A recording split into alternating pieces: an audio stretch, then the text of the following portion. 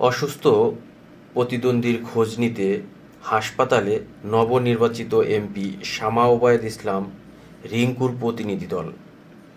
ফরিদপুরের নগরকান্দা ও সালথার প্রাণের মানুষের সঙ্গে জয়ের আনন্দ ভাগাভাগি করলেন শামা ওবায়দ ইসলাম রিংকু। বিজয়ের প্রথম দিনেই তিনি স্থাপন করলেন এক অনন্য নজির।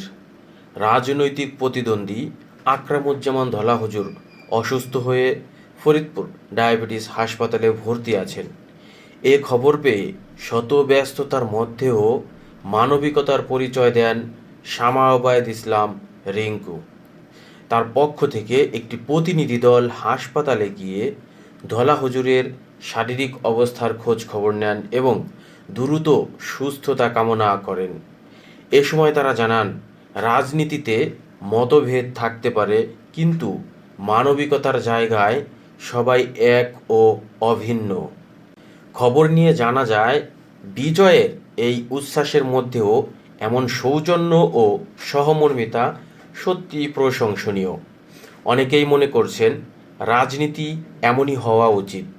প্রতিদ্বন্দ্বিতা থাকবে, কিন্তু শত্রুতা নয়। এ ঘটনার মাধ্যমে ধলা হুজুর ও শামা ওবায়দের কর্মী সমর্থকদের জন্য একটি ইতিবাচক বার্তা দিলেন শামা ওবায়দ। মানবিকতা ও সহনশীলতাই হোক রাজনীতির মূল শক্তি।